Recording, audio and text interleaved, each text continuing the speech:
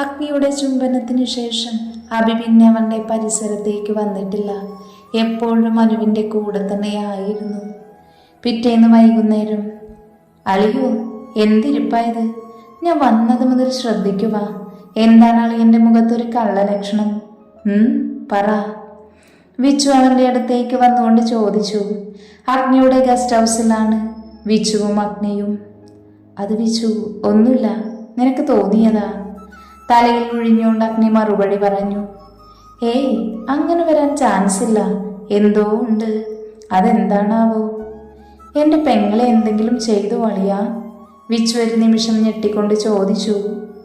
ഡാ, അത് പിന്നെ അഗ്നി നിന്ന് വെക്കുവാണ്.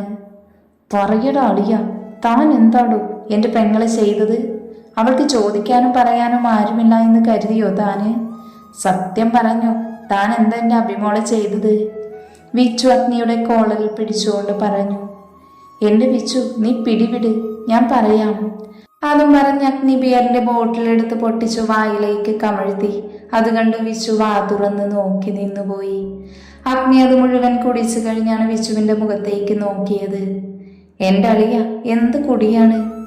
ബിയറാണെന്ന് കരുതി ഇങ്ങനെ മുഴുവൻ കുടിക്കുകയാണോ ചെയ്യുന്നത്? എൻ്റെ പെങ്ങളുടെ ജീവിതം ഈ കുടിയൻ നശിപ്പിച്ചല്ലോ ഈശ്വര. എന്തിനാ ഞാൻ ഇവൻക്ക് എൻ്റെ പെങ്ങളെ കെട്ടിച്ചു കൊടുത്തത്? ആദ്യം വന്ന ചെക്കനെ തന്നെ കെട്ടിച്ചു കൊടുത്താൽ മതിയായിരുന്നു. ഇതിപ്പോ ഒരു മുഴുകുടിയനാണല്ലോ ദൈവമേ, നീ തന്നെ എൻ്റെ അഭിമോളെ കാത്തോളണേ. അതും പറഞ്ഞ് വിച്ചു മുകളിലേക്ക് നോക്കി പ്രാർത്ഥിച്ചു. പുല്ലേ, നീ എൻ്റെ ആമിയെ വേറെ ആർക്കാടാ കെട്ടിച്ചു കൊടുക്കുമെന്ന് പറഞ്ഞത്? പറയടാ പുല്ലേ. അഗ്നി കലിപ്പുമൂട് ഓണായി. എൻ്റെ പൊന്നളിയ, നീ പിടിവിട്, ഞാനൊരു തമാശ പറഞ്ഞതല്ലേ, നീ അത് സീരിയസ് ആയിട്ട് എടുക്കുവാണോ? വിച്ചു അവൻ്റെ പിടിയിൽ നിന്ന് രക്ഷപ്പെടാൻ ശ്രമിച്ചുകൊണ്ട് പറഞ്ഞു. ഇനി മേലിൽ തമാശയ്ക്ക് പോലും ആമിയുടെ പേരിൻ്റെ കൂടെ എൻ്റെ പേരല്ലാതെ വേറെ ആരെങ്കിലും പേര് പറഞ്ഞ ഒരേ ഒരു അളിയനാണെന്ന് ഞാൻ നോക്കില്ല, കൊന്നു കളയും ഞാൻ. അറിയാലോ നിനക്കെന്നെ? അഗ്നി ഒരലർച്ചയോടെ പറഞ്ഞു നിർത്തി. ഓ, അടിയൻ അറിയാമേ. അതും പറഞ്ഞു വിച്ചു കൈകൂപ്പി. അല്ല, അതവിടെ നിൽക്കട്ടെ, നീ എൻ്റെ പെങ്ങളെ എന്ത് ചെയ്തെന്നാ പറഞ്ഞത്? അത് പറ. വിച്ചു അഗ്നിയെ ചൂഴ്ന്ന് നോക്കിക്കൊണ്ട് വീണ്ടും തുടർന്നു. അത് വിച്ചു, അവരുടെ ആങ്ങളയായ നിന്നോട് ഞാൻ എങ്ങനെയാ അത് പറയുക? അവൻ കുറച്ച് നാണത്തോടെ പറഞ്ഞു. എൻ്റെ ഈശ്വര, ഇയാൾ കള്ളു കുടിച്ച് ഇപ്പൊ തന്നെ പാമ്പായോ? വിച്ചു ഒരു സംശയത്തോടെ ആലോചിച്ചു. അവളുടെ ആങ്ങളയല്ല, നിന്റെ ഫ്രണ്ട് മാത്രമാണ് ഇപ്പൊ ഞാന്. അതുകൊണ്ട് പൊന്നുമോനെ, കളിക്കാതെ കാര്യം പറ. വിച്ചു കുറച്ച് ദേഷ്യത്തിൽ തന്നെ പറഞ്ഞു. വിച്ചു വിടില്ല എന്ന് മനസ്സിലാക്കി അഗ്നി പറയാൻ തീരുമാനിച്ചു. എടാ, ഞാൻ ഇന്നലെ അവളെ... എടാ പുല്ല്, നീ എൻ്റെ പെങ്ങളെ പീഡിപ്പിച്ചോ? എൻ്റെ ഈശ്വര, എനിക്ക് ആകെയുള്ളൊരു പെങ്ങളാ.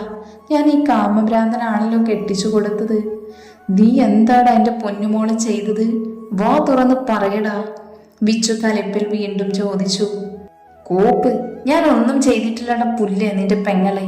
നീ എന്തൊക്കെയാ പറയുന്നത്? ഞാൻ പീഡിപ്പിച്ചെന്നോ? നിനക്ക് എന്തിൻ്റെ കേടാ? ഞാനൊന്ന് പറഞ്ഞു മുഴുവനാക്കട്ടെ. എന്ന പണ, അത് തന്നെയല്ലേ ഞാൻ വന്നപ്പോൾ മുതൽ പറഞ്ഞുകൊണ്ടിരിക്കുന്നത്. അപ്പോൾ നീ നിന്ന് താളം ചവിട്ടുവാ. അത് വിച്ചു, ചെറിയൊരു കയ്യബദ്ധം പറ്റി. വിച്ചുവിനെ നോക്കി ഇളിച്ചുകൊണ്ട് പറഞ്ഞു. നീ ഇളിക്കാതെ കാര്യം പറയടാ പുല്ലേ. വിച്ചു നിന്ന് വിറക്കുവാണ്.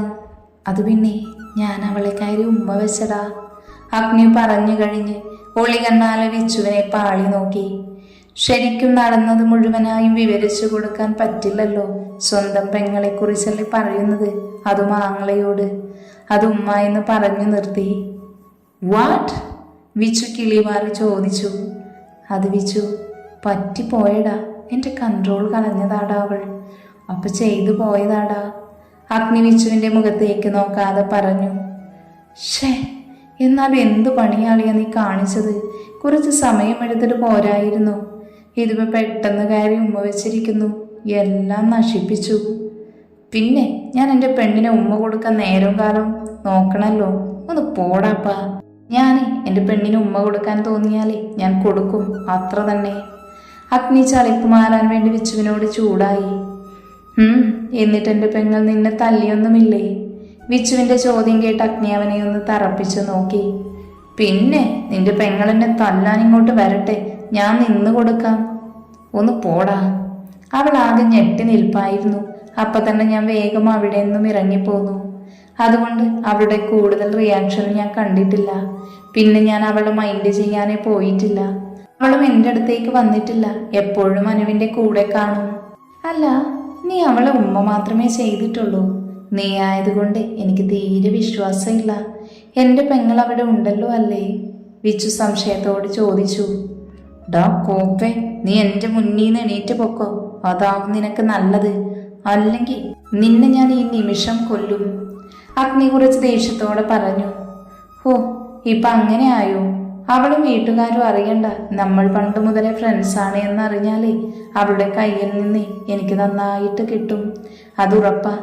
കൂടെ നിനക്കും. പിന്നെ അവളുടെ കല്യാണം മുടക്കിയത് നീയും ഞാനുമാണെന്ന് അച്ഛനും അമ്മയും അവളും അറിയണ്ട. നമ്മളെ രണ്ടുപേരെയും അവർ കൊല്ലാനും മടിക്കില്ല.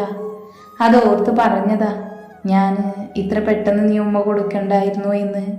പെട്ടെന്ന് അങ്ങനെ സ്നേഹം വന്നു എന്ന് അവൾ വിചാരിക്കില്ലേ? പാവം എൻ്റെ അഭിമോള്. അവൾക്കറിയില്ലല്ലോ ഈ ചെകുത്താന്റെ മനസ്സിൽ പണ്ട് മുതലേ അവൾ മാത്രമായിരുന്നു എന്ന്. അതും അവൾ പോലും അറിയാതെ പ്രണയിക്കുമായിരുന്നു. പ്രണയം പുറത്തു വരുമോ എന്ന് പേടിച്ചാണ് അവളെ കാണുമ്പോൾ കലിപ്പിൽ വഴക്ക് പറഞ്ഞ് അകറ്റിയത്. ആ കലിപ്പ് മുഴുവൻ നമ്പറാണെന്ന് അവൾക്കറിയില്ലല്ലോ. വിച്ചു പൊട്ടിച്ചിരിയോട് അഗ്നിയെ നോക്കി പറഞ്ഞു. നീ പോടപ്പുല്ലേ. അവളെൻ്റെ പ്രാണനാണ്, എൻ്റെ മാത്രം ആമി. അവളെ ഞാൻ സ്നേഹിക്കുന്നത് പോലെ തന്നെ അവൾ എന്നെയും സ്നേഹിക്കും. നീ കണ്ടോടാ. അതും പറഞ്ഞ് നന്നായി അഗ്നി കുടിച്ചു. വിച്ചു എത്ര പറഞ്ഞിട്ടും അവൻ കേട്ടില്ല. കുടിച്ച് ഒരുപാടായതും അഗ്നി കാറിന്റെ കീയും എടുത്ത് പോകാൻ നിന്നതും വിച്ചു അവനെ പിടിച്ചു നിർത്തി. അളിയ, ഇങ്ങനെ ആടി ആടി പോണോടാ. അവൾക്കൊത്തിരി വിഷമമാകും. നീ കള്ള് കുടിച്ചു എന്നറിയുമ്പോൾ. അതുകൊണ്ട് ഇന്ന് നമുക്ക് രണ്ടുപേർക്കും ഇവിടെ നിൽക്കാം. വീട്ടിലേക്ക് വിളിച്ച് പറഞ്ഞാൽ മതി. ഏയ്, അത് പറ്റില്ലടാ.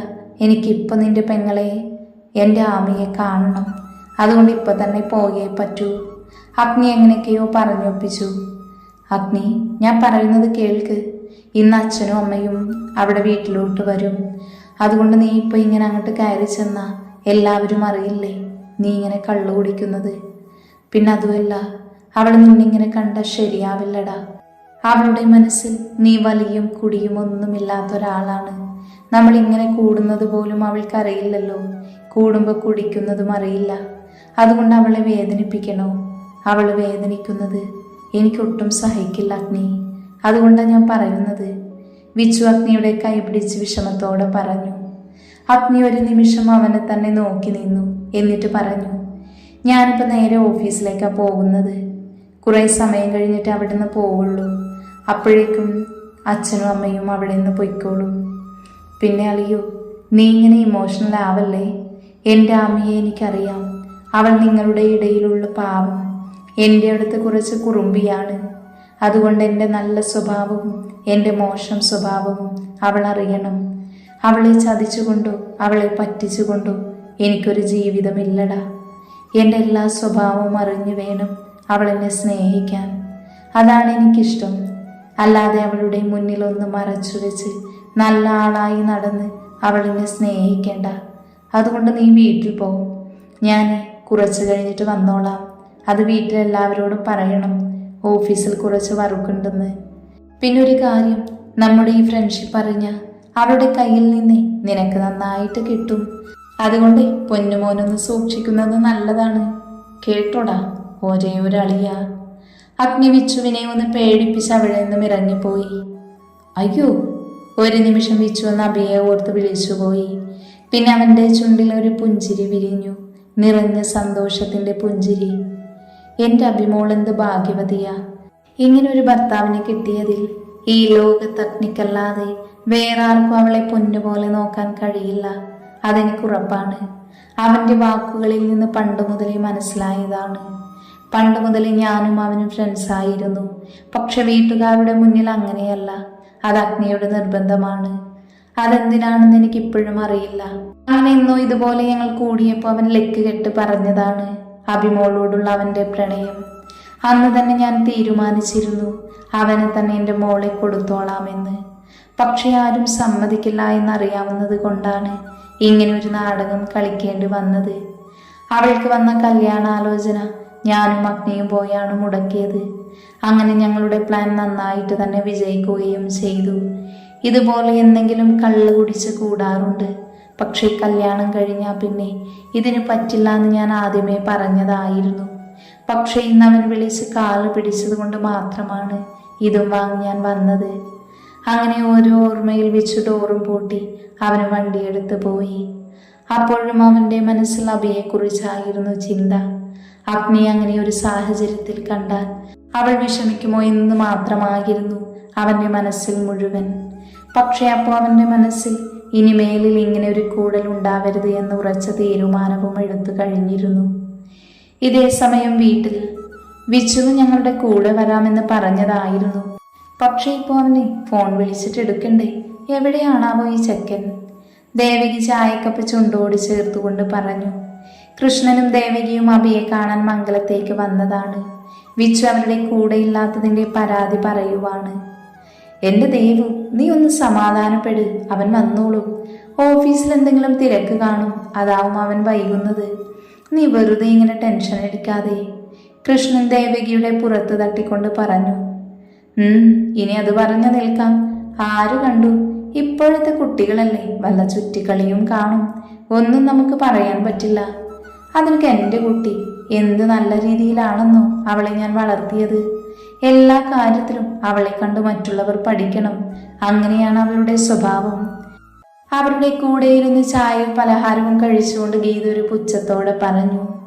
അയ്യോ എൻ്റെ പൊന്നമ്മായി, അമ്മായിയുടെ മോളുടെ സൽഗുണി ഇവിടെ എല്ലാവർക്കും അറിയാം. അമ്മായി പറഞ്ഞു തരേണ്ട ആവശ്യമൊന്നുമില്ല. അമ്മായിയുടെ മോള് കിടക്കുന്നതും എഴുന്നേൽക്കുന്നതും എല്ലാം കാണുന്നുണ്ട് എല്ലാവരും.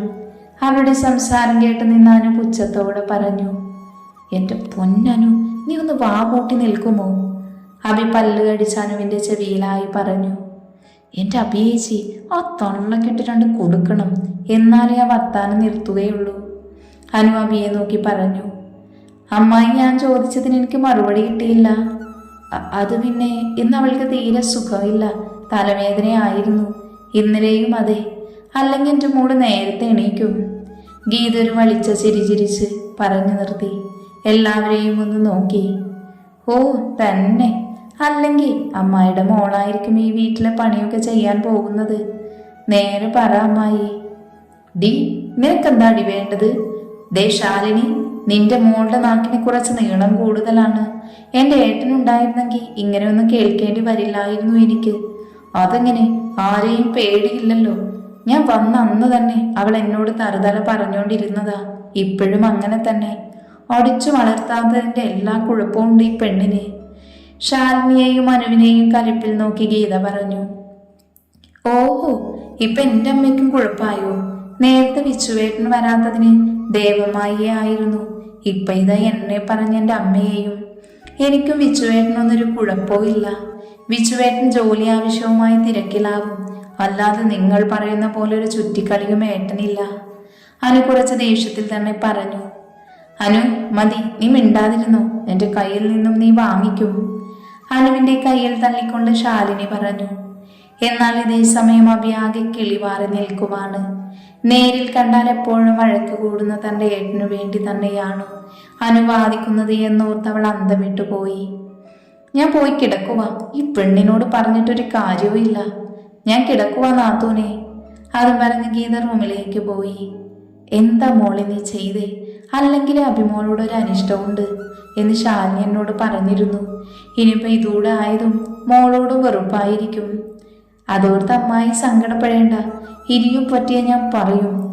അല്ല പിന്നെ ആ തള്ളക്ക് കുറച്ച് എല്ല് കൂടുതലാ. പിന്നെ അമ്മായിയും കേട്ടതല്ലേ വിച്ചുവേട്ടനെ കുറിച്ച് പറഞ്ഞത്. അത് വിട്ടുകള മോളെ, അവനെനിക്കറിയാലോ.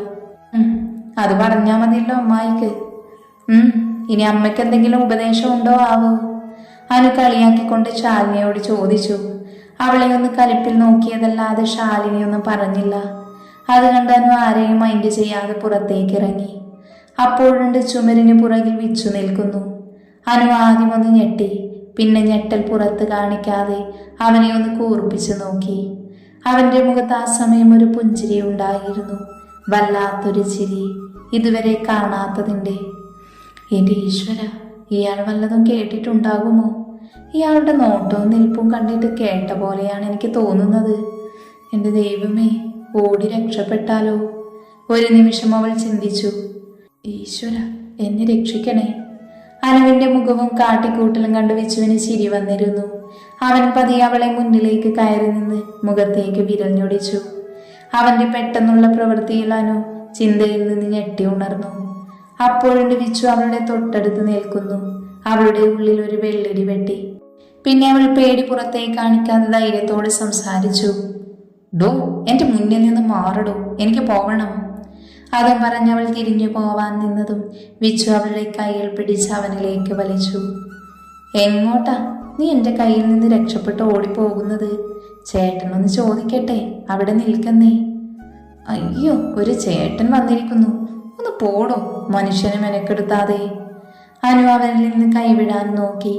എവിടെ? അവൻ കൂടുതൽ അവനിലേക്ക് ചേർത്തു നിർത്തിയെന്നല്ലാതെ ഒരു പ്രയോജനവും ഉണ്ടായില്ല. അപ്പൊ നീയല്ലേ നേരത്തെ വിച്ചുവേട്ടൻ എന്നൊക്കെ പറഞ്ഞിരുന്നത്? നിന്റെ വൃത്തികെട്ട സൗണ്ടാണല്ലോ ഞാൻ കേട്ടത്. സത്യം പറഞ്ഞു കുട്ടി പിശാശേ, അത് നീയല്ലേ? എനിക്ക് ആ സൗണ്ട് കേട്ടിട്ട് അങ്ങനെയാ തോന്നിയത്. വിച്ചു അവളുടെ മുഖത്തേക്ക് നോക്കി കളിയാക്കിക്കൊണ്ട് പറഞ്ഞു. ഡോ, തന്നോട് ഞാൻ പല പ്രാവശ്യം പറഞ്ഞിട്ടുണ്ട് എന്റെ പേര് വിളിച്ചാൽ മതി. അതും പറഞ്ഞാലും അവന്റെ നെഞ്ചിനിട്ടൊരു കുത്തു വെച്ചു കൊടുത്തു. ഇങ്ങേർക്ക് വേണ്ടി വാദിക്കാൻ നിന്ന് എന്നെ പറഞ്ഞാൽ മതിയല്ലോ. എന്റെ സൗണ്ടിന് കുറ്റം. പിന്നെ ഇങ്ങേരുടെ സൗണ്ട് അത്ര നല്ലതാണല്ലോ. അങ്ങേരുടെ കൂടെ നിന്ന് സംസാരിച്ച് ഗീതമ്മയുടെ വായിൽ നിന്നും കേട്ടിട്ട് ഇയാൾ പറയുന്നത് കേട്ടില്ലേ? അനു നിന്ന് വിറഞ്ഞു കയറുന്നുണ്ടായിരുന്നു. പിന്നെ ഒന്നുകൂടെ അവനെ ദേഷ്യത്തിൽ നോക്കി പെരുത്തുകൊണ്ട് മുന്നോട്ട് നടക്കാൻ ആഞ്ഞതും വിച്ചു അവളുടെ മുന്നിലേക്ക് കയറി നിന്നു. അങ്ങനെ അങ്ങ് പോയാലോ? നിന്റെ ആ ഇടി എനിക്ക് നന്നായി കൊണ്ടിട്ടുണ്ട്. അതിനുള്ളത് പൊന്നുമോൾക്ക് ഞാൻ തരണ്ട്. അത് പിന്നെ നിന്നെ വിശദമായി കാണാനുണ്ട്. അത് ഞാൻ ഇപ്പോൾ അടുത്ത് തന്നെ കണ്ടിരിക്കും. നീ കാത്തിരുന്നു. ആദ്യം പറഞ്ഞവൻ അവളെ മൊത്തത്തിലൊന്ന് ഒഴിഞ്ഞു നോക്കി ഒറ്റ കണ്ണിറുക്കി. താൻ എന്തെങ്കിലും കാണിക്ക്, എനിക്കിപ്പോ പോണം. താനൊന്ന് മുന്നീന്ന് മാറി നിൽക്കുന്നുണ്ടോ? ഓ, തമ്പുരാട്ടിക്ക് പോവാം. അതിനു മുന്നേ നിനക്കൊരു സമ്മാനം തരണ്ടേ? എനിക്ക് വേണ്ടി അത്രയും വാദിച്ച് നിന്നതല്ലേ? അതിനൊന്നും തന്നില്ലെങ്കിൽ മോശമല്ലേ? അതുകൊണ്ട് നീ ചൂടോടെ വാങ്ങിയിട്ട് പോയാ മതി. അതും പറഞ്ഞു വെച്ച് അവളുടെ അതിരങ്ങളിൽ ആഴ്ന്നിറങ്ങി. അവിടെ ആരെങ്കിലും ഉണ്ടോ എന്ന് പോലും അവൻ നോക്കിയില്ല.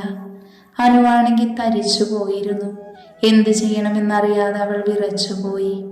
വിച്ചു അത് മുതലെടുത്ത് അവളുടെ അതിരത്തെ കടിച്ചെടുത്തു. നന്നായിട്ട് വലിച്ചു നുണഞ്ഞു. അവളുടെ കണ്ണുകളിലേക്ക് നോക്കി അവളിൽ നിന്ന് അകന്നു നിന്നു. ഇപ്പൊ ഇത്ര മതി, ബാക്കി നമുക്ക് വിശദമായി പിന്നെ കാണാം. അത് പറഞ്ഞ് ഞെട്ടി നിൽക്കുന്ന അനുവിന്റെ കവിളിൽ തട്ടി വിച്ചു അകത്തേക്ക് പോയി. അനുവിന് അപ്പോഴാണ് ബോധത്തിലേക്ക് വന്നത്. ദു തന്നെ ഞാൻ. അതും പറഞ്ഞ് അവന്റെ അടുത്തേക്ക് വന്നതും അവൻ ഹാളിലെത്തിയിരുന്നു. അനു അവനെ കലിപ്പിൽ നോക്കി ചവിട്ടിക്കുലുക്കി റൂമിലേക്ക് പോയി. ആ നിമിഷം അവൾ കൈകൊണ്ട് ചുണ്ട് നന്നായിട്ട് തുടക്കുന്നുണ്ടായിരുന്നു. അതുകൊണ്ട് വിച്ചൊരു ചിരിയോടെ സോഫയിലേക്ക് ഇരുന്നു. അവനെ കണ്ടതും അഭയ ഓടി വന്ന് അവന്റെ അരികിലിരുന്നു. ഡാ ചക്ക, വന്നപ്പോ തന്നെ രണ്ടും അടി കൂടിയോ? നിനക്ക് നാണമില്ല വിച്ചു? കെട്ടാൻ പ്രായമായി, എന്നിട്ടും അവന്റെ കുട്ടികളി മാറിയിട്ടില്ല. ഇവിടെ വന്ന അനുവിനെ ദേഷ്യം പിടിപ്പിക്കണം നിനക്ക്. ദേവകി വന്ന പാടെ വിച്ചുവിനെ വഴക്ക് പറയാൻ തുടങ്ങി. അത് കേട്ട് വിച്ചു അമ്മയെ നോക്കി ഒന്ന് ഇളിച്ചു കാണിച്ചു. അവന് മാത്രം പറഞ്ഞിട്ട് കാര്യമില്ല ദേവു, ഇവിടെ ഉള്ളതിന്റെ നാവെന്ന് കുറയണ്ടേ? എന്നാലല്ലേ ഇവന്റെ കയ്യിൽ നിന്ന് അവൾക്ക് കിട്ടാതിരിക്കുകയുള്ളൂ. വിച്ചുവിനെ കണ്ട് അവനക്ക് കാപ്പി കൊടുത്ത് ശാലിനി അവന്റെ കൂടെ കൂടി. അത് പറഞ്ഞു കൊടുക്ക അമ്മായി. വിച്ചു നൈസായി ചിരിച്ചുകൊണ്ട് പറഞ്ഞു. ഡാ, നീ എന്റെ കയ്യിൽ നിന്ന് വാങ്ങിക്കുവേ. എന്റെ പൊന്നമ്മേ, വിട്ടുകളാ. അവൻ എന്റെ കയ്യിൽ നിന്ന് ചോദിച്ച് വാങ്ങിയതാ. അപ്പൊ പിന്നെ ഞാൻ നന്നായിട്ടങ്ങ് കൊടുത്തു. അത്ര ഞാൻ ചെയ്തുള്ളൂ. അത് കേട്ട് ദേവിക ഒന്ന് മൂളി. അല്ല, അഗ്നി എന്താ ശാലു വരാത്തത്? ഒരുപാട് സമയമായല്ലോ. ദേവകി ചോദിച്ചതും അപ്പോഴാണ് വിച്ചുവിന് സമാധാനമായത്. അവനെവിടെ എത്തിയിട്ടില്ല എന്ന് മനസ്സിലായി. ഇന്ന് അച്ഛനും അമ്മയും വരുമെന്നറിയാവുന്നത് കൊണ്ട് നേരം വൈകി പോകത്തുള്ളൂ വീട്ടിലേക്ക് എന്ന് അഗ്നി പറഞ്ഞത് ആ നിമിഷം വിച്ചു ഓർത്തെടുത്തു. ശാലിനി എന്ത് പറയണമെന്നറിയാതെ നിൽക്കുന്നത് കണ്ട് വിച്ചു ചാടിക്കാരി മറുപടി പറഞ്ഞു. അതമ്മേ, അളിയനെ ഞാൻ വിളിച്ചിരുന്നു. അപ്പൊ കുറച്ച് വൈകും. ഓഫീസിൽ കുറച്ച് പണിയുണ്ട് എന്ന് പറഞ്ഞിരുന്നു. ഞാൻ പറയാൻ മറന്നതാ. എന്നാൽ നമുക്കിറങ്ങാം. അഗ്നിയെ കാത്തു നിന്നതാ ഇത്രയും സമയം. അതും പറഞ്ഞ് കൃഷ്ണൻ അവിടെ നിന്നും എണീറ്റു. പുറകെ തന്നെ ദേവികയും വിച്ചുവും അഭിയും എണീറ്റു.